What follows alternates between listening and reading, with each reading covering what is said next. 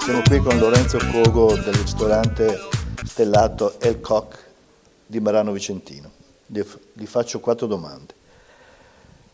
Quando parlano di te dicono sempre che sei giovane e sembra che per tanti sia quasi un difetto e concludono sempre così, col dire che bisogna aspettare per dare un giudizio. Ma tant'è, lo sappiamo tutti, questa è l'Italia che non apprezza i suoi talenti. A me invece interessa il tuo viaggio, vorrei dire il tuo nomadismo, che a me sottende a Melbourne, a Sydney, Tokyo, Spagna, Singapore, Danimarca e potrei continuare. Hai attraversato il mondo culinario, hai appreso dei migliori chef per poi tornare a casa. Come ti trovi oggi nella tua bianca tenda di pietra a Marano?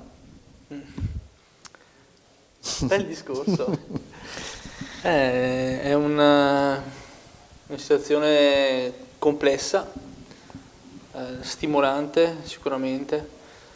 La giovane età aiuta a fare anche tante volte delle scelte non troppo pensate, no? Si segue molto l'istinto, per questo la mia cucina l'ho chiamata cucina istintiva, appunto perché cerco di seguire quello che sento, perché comunque la mia età ha bisogno di espressione, di libertà, quindi come la cucina non segue grossi canoni, ma segue quello che il team o quello che io in quel momento ho bisogno di esprimere. Stessa cosa è per il coq, quindi fondamentale per me era comunque seguire un sogno, seguire quello che sentivo dentro, e in quel momento sentivo di dover rientrare a casa, di mettermi in discussione con un territorio che ha tutto fuorché favorevole verso questa tipologia di cucina. Però siamo riusciti, appunto, portando a casa dei risultati importanti come può essere la stella, ad affermarci, no? A cambiare anche un po' le carte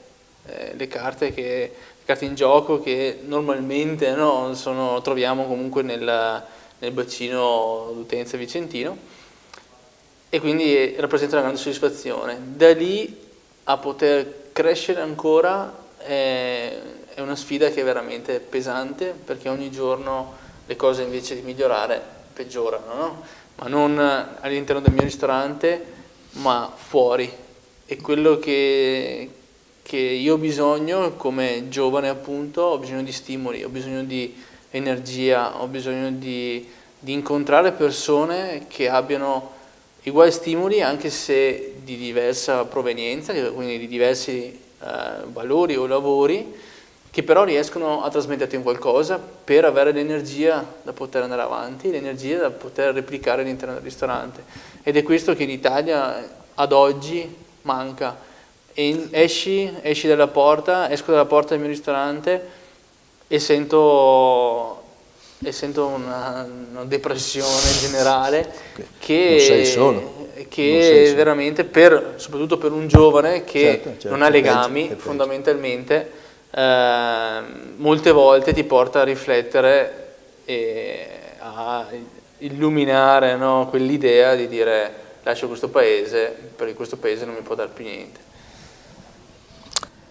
Parlando questa sera di food design, a me interessa un oggetto particolare che tu usi spesso per il tuo acquario, un vasetto di vetro in vendita all'Ikea. Mi parli di questo o di altri oggetti che usi per presentare i tuoi piatti? Sì, questa sera abbiamo portato questo oggetto di design, se vogliamo, no? Di cheap design. Cheap.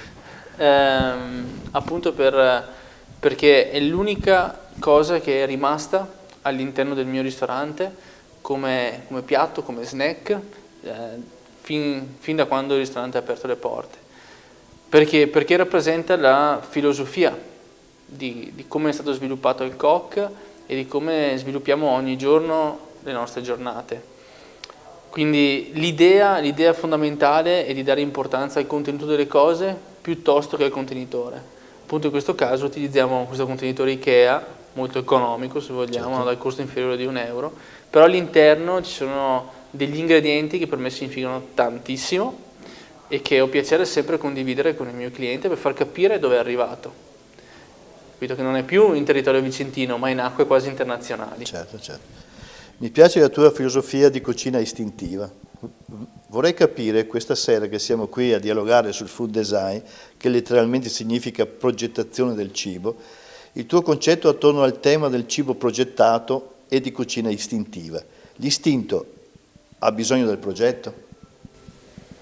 L'istinto ha bisogno del progetto. Sì, sembra Un controsenso. un controsenso, però... Questa è la domanda, sì, difficile. però è così, è così. L'istinto è la scintilla. La scintilla però non può essere alimentata se non con un gran ragionamento. Quindi deve esserci legna buona per bruciare bene, no? E per produrre del calore serio. Chiaro. Quindi se vogliamo, in questo caso noi utilizziamo molto la brace, no? Creare delle braci che durino nel tempo, bisogna partire anche da ragionamenti importanti. Quindi è quello che cerchiamo di fare, cerco di seguire l'istinto come input, come inizio, e la mia cucina fa questo, perché parte da qualsiasi input che ricevo, e in base a quello che voglio sviluppare, poi però mi fermo e ci ragiono. Per terminare questa breve conversazione, ci dici cosa hai preparato questa sera agli invitati dello Schio Design Festival per meglio comprendere la filosofia?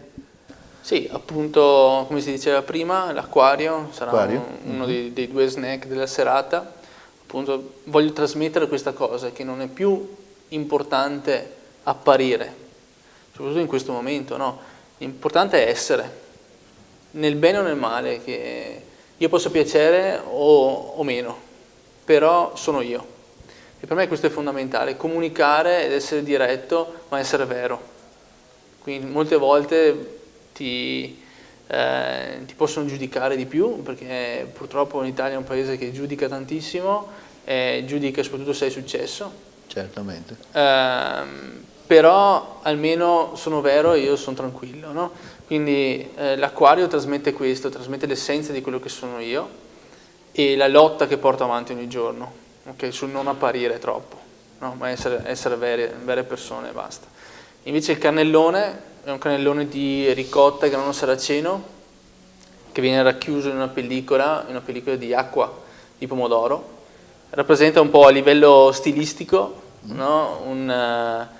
Quasi un quadro, se vogliamo, tantissimi elementi all'interno, quindi una complicità apparente veramente importante, perché si parla di 7-8 ingredienti, no? Quindi difficoltà anche a livello di impiattamento, certo. Però una semplicità nel mangiarlo. Porta con sé l'essenza dell'Italia, della mediterraneità, perché comunque ha ricotta, ha il pomodoro, ha l'origano, quindi cose molto molto semplici al palato, poi con un twist molto personale, un twist dato da una centrifuga di sesamo nero e una spuma che è uno zabaione salato. Quindi porta questo twist a livello di contemporaneità, a livello di palato, ed è quello che noi lavoriamo sempre, essere contemporanei nel gusto e meno magari nell'aspetto, quindi cercare di essere più essenziali in quello che si presenta, ma più contemporanei in quello che si mangia.